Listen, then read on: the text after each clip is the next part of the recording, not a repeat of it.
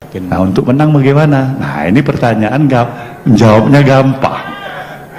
Tetapi untuk merealisasikannya, ini diperlukan perenungan, diperlukan strategi, diperlukan kerja keras, diperlukan kesabaran.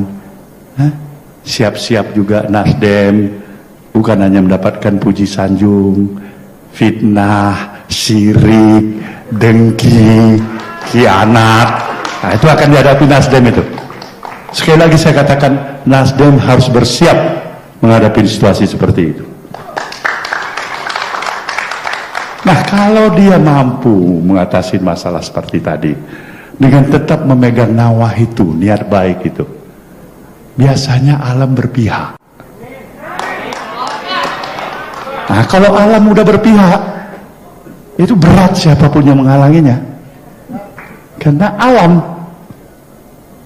Nah, saya masuk aliran yang percaya pada kekuatan alam. Jadi Nasdem dan Surya Paloh ini betul-betul menjadi game changer. Ini mengubah peta pertarungan Pilpres 2024. Dengan pencapresan ini, ya, sekarang tidak mungkin lagi skenario dua calon presiden yang diinginkan oleh PDIP maupun dan juga diinginkan oleh Presiden Jokowi itu bisa berjalan. Kita tahu dapat bocoran dari Andi Arief, politisi Demokrat, dan juga pernyataan Pak SBY tentang turun gunung itu kan berkaitan itu dari operasi menggagalkan Anies untuk menjadi calon presiden, dan karena Presiden Jokowi hanya menginginkan dua capres, dan itu dua capres itu tentu saja yang berasal dari koalisi partai-partai koalisi pemerintah, termasuk di dalamnya Nasdem. Sementara tadi kita singgung PKS dan Demokrat tidak mungkin mencalonkan sendirian, tidak cukup kursinya. Sekarang yang terjadi dengan peta dengan deklarasi yang dilakukan oleh Nasdem ini, maka kalau toh nantinya ada dua capres, dan itu sangat mungkin terjadi, ya salah satunya itu pasti Anies. Demokrat sudah menyambut baik dari pencapresan Nasdem ini, dan mereka mengaku mereka sudah diberitahu oleh Nasdem, dan selama ini Anies itu dinilai selaras dengan apa yang dipikirkan, apa yang dicita-citakan oleh Demokrat. Sementara PKS menyatakan melalui Presiden PKS Ahmad Saiku bahwa dia menyatakan mendukung pencapresan itu dan berharap pencapresan itu menjadi kebaikan untuk Indonesia. Seperti saya sebutkan tadi, skenario pencapresan Jokowi itu berantakan dengan pencapresan yang dilakukan oleh Surya Paloh dan Nasdem ini. Dan juga Jokowi itu gagal menjegal Anies Baswedan dengan cara sebelumnya ini menyandra P3 dan PAN melalui KIB bersama dengan Golkar.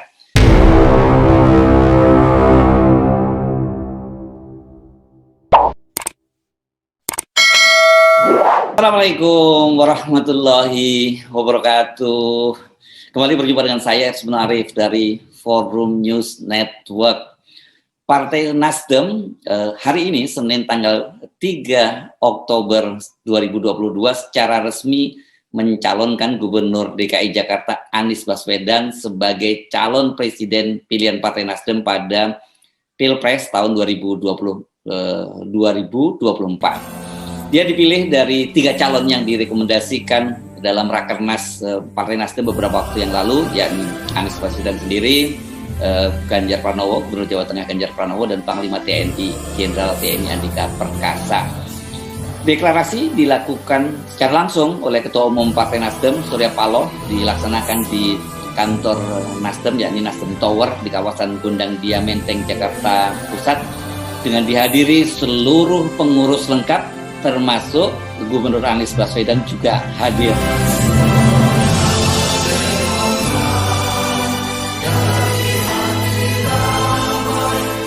Kenapa Anies Baswedan? Jawabannya adalah why not the best? Saudara, saya mengaturkan terima kasih atas semua perhatian saudara. Saya meminta saudara untuk mengawal pencalonan Partai Nasdem terhadap saudara Anies Baswedan. Perjalanan masih panjang. Tegur. Katakan yang tidak cepat. Katakan yang tidak cocok. Katakan yang dia barangkali tidak sesuai dengan apa yang saya utarakan pada hari ini. Agar proses interaksi ini menghasilkan sesuatu. Upaya perbaikan atas kekurangan kita sebagai umat. Semoga Tuhan yang Maha Kuasa akan memberikan ridhonya dan perlindungan bagi kita semuanya. Ya Allah, terimalah doa kami.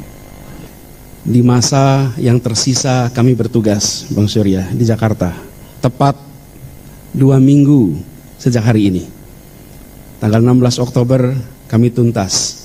Izinkan kami menuntaskan yang di Jakarta sampai dengan tuntasnya tanggung jawab yang diamanahkan oleh rakyat Jakarta. Izinkan kami nanti mengembalikan amanat dan mandat dari RI Jakarta, datang tanpa muka, pulang tanpa punggung untuk warga Jakarta. Sesudah itu kita langsung bersiap membangun kolaborasi yang solid, bersiap untuk melaksanakan apa yang diamanahkan oleh Partai Nasdem sebagai bagian dari tanggung jawab kita untuk negeri ini. Dan insya Allah niat baik, keinginan luhur yang menjadi cita-cita kita akan bisa tercapai. Sebagaimana kata orang Aceh, jada wajadi, menen tapinta menen jadi. Kira-kira artinya, begitu niat langsung jadi, apa yang diinginkan semoga segera terjadi.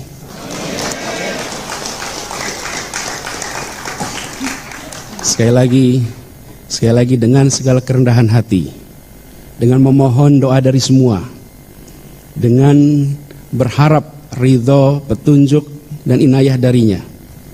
Insya Allah perjalanan panjang ini tidak menjadi perjalanan yang berat, tapi menjadi perjalanan yang ringan, perjalanan yang penuh kemudahan darinya. Kita niatkan ikhtiar ini sebagai ibadah kepada Allah Subhanahu wa Ta'ala. Tuhan yang memberi kekuasaan kepada siapa yang Ia kehendaki, dan yang mencabut kekuasaan dari siapa yang Ia kehendaki pula. Karena di tangannya lah segala kebajikan, dan Ialah yang memiliki kuasa atas segalanya. Bang Surya Paloh yang saya amat hormati, seluruh keluarga besar Nasdem yang saya banggakan, bismillah, kami terima, kami siap jalan bersama. Kalau kita mengambil istilahnya ini akad nikah, deklarasi ini sudah sah. Surya Paloh mengucapkan pencalonan dan dia menurut dia pilihannya pilihan terbaik, why not the best, begitu menyebutnya.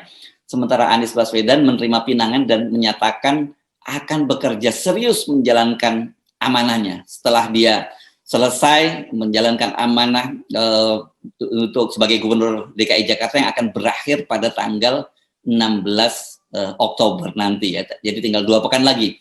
Sementara siapa saksi-saksinya? Saksi-saksinya adalah seluruh rakyat Indonesia. Ya, saya menyatakan seluruh rakyat Indonesia karena acara ini disiarkan secara langsung oleh sejumlah stasiun televisi dan juga disiarkan secara luas di channel-channel YouTube termasuk juga Hersubono Point. Dan saya memang melihat ini acara yang sangat ditunggu-tunggu karena itu deklarasi ini menyedot perhatian publik. Dan walaupun dilakukan secara mendadak, itu tetap saja ini justru menjadikan daya tarik dari acara ini, menjadikan daya tarik acara itu sendiri ya. Kenapa akan dilakukan secara mendadak? Karena ini kan muncul di tengah-tengah kehebohan bahwa ada kabar Ketua KPK Firly Bahuri akan memaksakan KPK untuk mengeluarkan surat perintah penyidikan atau menetapkan Anies sebagai tersangka dalam kasus gelaran sirkuit atau balap mobil Formula E.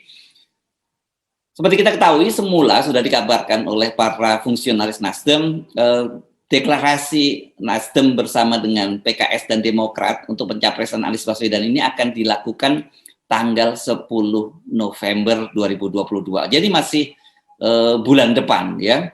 Ini ada kesan yang sangat kuat. Surya Paloh kelihatannya sudah mendapatkan informasi yang sama, gitu, adanya operasi untuk menjadikan Anies sebagai tersangka dalam gelaran Formula Sirkuit E, dan kemudian dia melakukan semacam operasi intercept, mendahului KPK sebelum mengeluarkan sprindik. Sebab di KPK sendiri kan soal sprindik ini mereka belum bulat. Jadi para penyidik menyatakan masih belum bisa menemukan bukti yang bisa menjadikan Anies sebagai tersangka, sementara Firly dan gengnya itu mendesak untuk segera dikeluarkan sprindik. Nah, soal ini juga sempat ditanyakan oleh wartawan selesai acara deklarasi kepada Surya Paloh, dan Surya Paloh itu menjawabnya dengan santai. Yang pertama, kenapa ada percepatan ya yang didengar 10 November, kenapa hari ini? Nah, saya melihat ini hari jauh lebih hari baik.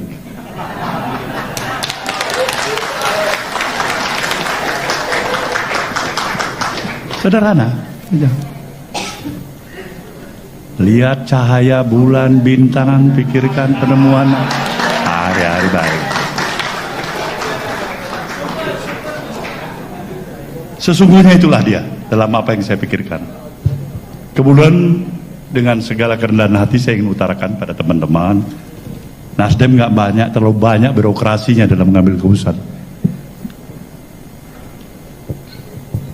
Ya, musyawarah sebentar dengan teman-teman. Bagaimana kalau hari Senin hari baik tanggal 3 September? 3 Oktober. Cocok? Jamnya jam berapa katanya? Ada yang bilang jam 1, ada yang bilang jam 10. Saya bilang jam 10 aja. Nah, kita lakukan jam 10. Ini jawaban yang sebenarnya yang pertama. Itu yang pertama jawabannya. Apakah terkait KPK? Apakah terkait KPK? Apakah terkait KPK? Ini kawan tanya, ada terkait dengan KPK nggak nih? Mana kita tahu? Karena yang tahu nggak ada kaitannya. Artinya sungguh-sungguh saya tidak ada melihat ada kaitannya antara Nasdem, pencalonan Bung Anies, kemudian KPK. Semua berjalan masing-masing. Itu udah jelas itu. Jadi ini hari kita mendeklarasikan calon presiden resmi Partai Nasdem. Terjadi bermacam-macam pandangan, persepsi, ya kan, dugaan dan sebagainya. Nah, itulah hidup. Dan terimalah kehidupan itu seperti itu. Walau terlihat santai, tapi yang dilakukan Surya Paloh dan Nasdem ini adalah langkah besar, ya, langkah yang juga penuh risiko. Sudah lama berkembang rumor bahwa Jokowi itu memang tidak menghendaki pencalonan Anies Baswedan sebagai presiden. Dan pada waktu itu saya menyebutnya ada dua cara menghalangi Anies Baswedan ini. Pertama, ya tadi itu, mengeluarkan sprindik, surat perintah penyelidikan, dan menjadikan dia sebagai tersangka. Yang kedua itu, ya bagaimanapun juga koalisi Nasdem, Demokrat, dan PKS itu harus dihalang-halangi, dibatalkan. Dari kalkulasi politik, sekarang ini memang hanya tinggal partai ini yang punya peluang mencalonkan Anies Baswedan. Jadi misalnya tadinya kan banyak yang menduga bahwa pencalonan Anies ini akan ditopang oleh P3 dan PAN gitu bersama PKS dan juga Demokrat dan Nasdem. Tetapi belakangan kita tahu bahwa Presiden Jokowi itu lebih duluan melakukan operasi-operasi politik dengan membentuk KIB, yakni yang terdiri dari Koalisi Indonesia Bersatu, terdiri dari Golkar, PAN, dan P3. Jadi dengan adanya Koalisi Indonesia Bersatu, tadi udah ada Golkar, ada P3, ada PAN, maka yang tersisa, itu tiket yang tersisa itu hanya tinggal dua lagi, ya di luar tadi ya, di luar Nasdem, Demokrat, dan PKS tadi, yakni Puan yang bisa dicalonkan sendirian oleh PDIP, dan kemudian Gerindra dan PKB. Sementara kalau PKS dan Demokrat itu jumlah kursinya tidak akan cukup. Jadi satu-satunya jalan bagi PKS dan Demokrat untuk mencalonkan Anies Baswedan harus dengan kehadiran Nasdem. Dua-dua handicap ini diterobos sekaligus oleh Surya Paloh. Rencana sprindik, surat perintah penyidikan oleh KPK yang direncanakan oleh Firly, dia potong dengan deklarasi. Sementara soal koalisi, dia jawab dengan mendeklarasikan terlebih dahulu sebelum tanggal 10 November. Ini kelihatannya sebelum keduluan dari Firly Bahuri. Sebab kalau sampai kemudian Firly sudah mengeluarkan sprindik, maka pasti akan batal deklarasi dari Anies Baswedan ini.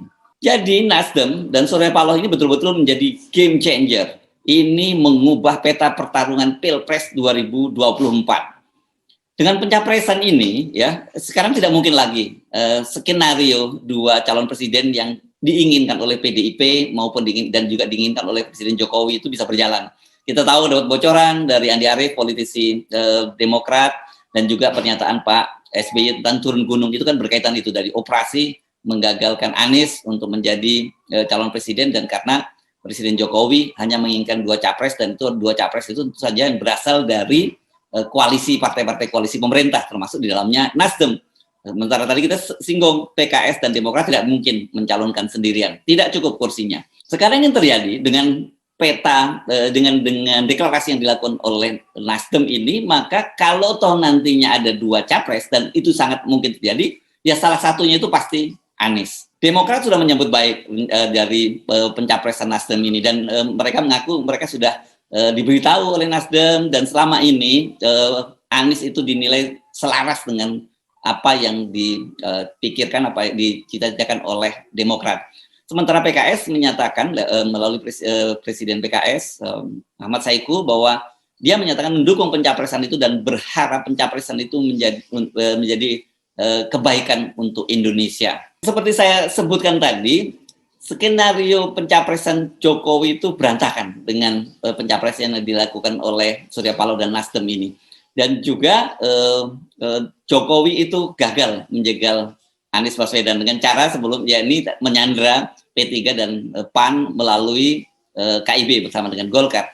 Nah, tinggal sekarang ini kan harusnya kalau bagi Jokowi mestinya ini kalau sudah terbentuk KIB, yang perlu dia selesaikan itu tinggal Nasdem, ya, karena Gerindra, PKB itu relatif sudah ada di tangan Pak Jokowi, karena bagaimanapun kita tahu Pak Prabowo berkali-kali menyatakan bahwa dia akan mencalonkan diri sebagai presiden kalau mendapat restu dari Pak Jokowi. Dia juga bolak-balik memuji-muji Pak Jokowi. Jadi kalau kemudian sekarang Nasdem membelot dengan segala risikonya, ya ini semuanya menjadi berantakan. Nah, bila nantinya skenario deklarasi bersama Nasdem, Demokrat, PKS berjalan pada tanggal 10 November ataupun setelah tanggal itu, karena tentu saja tidak mudah ini kalkulasi siapa yang menjadi calon wakil presidennya, maka ini justru yang terjadi peluangnya partai-partai yang semula diperkirakan akan menjadi kendaraan Pak Jokowi atau proksinya itu bisa berantakan. Saya memprediksi yang paling kemungkinan terbesar yang akan segera membelot itu adalah PAN bersama P3. Ini hanya soal waktu. Hitungannya pertama adalah karena satu, konstituen PAN dan P3 itu pasti akan cenderung memilih Anies. Yang kedua, kalau tetap P3 dan PAN pimpinannya ngotot tetap mencalonkan calon di luar Anies, maka potensi mereka untuk tidak lolos parliamentary threshold itu sangat besar karena mereka ditinggalkan oleh para pemilihnya. Jadi tidak berlebihan kalau saya menyebut bahwa Nasdem itu adalah game changer. Dia melakukan perubahan. Tepatnya sebenarnya Surya Paloh. Surya Paloh adalah seorang game changer. Nah, dengan situasi sekarang ini, dengan posisi Nasdem sudah menjadikan Anies sebagai calon presiden, wajar gitu bila banyak yang memprediksikan Nasdem ini akan menjadi salah satu partai pemenang pemilu dengan mencalonkan Anies. Dia mendapat kotil efek, ya. Kalau toh katakanlah misalnya nanti Anies Baswedan tidak terpilih jadi presiden, Nasdem ini tetap saja untung karena suaranya akan melejit. Apalagi kalau kemudian Anies terpilih menjadi presiden, maka Nasdem akan menang banyak ini, ya. Suara di parlemen naik, dan kemudian dia juga punya presiden dan tentu saja porsi di kabinet karena dia adalah partai pertama yang mencalonkan Anies Baswedan. Saya Arif dari Forum News Network. Sampai jumpa lagi. Assalamualaikum warahmatullahi wabarakatuh.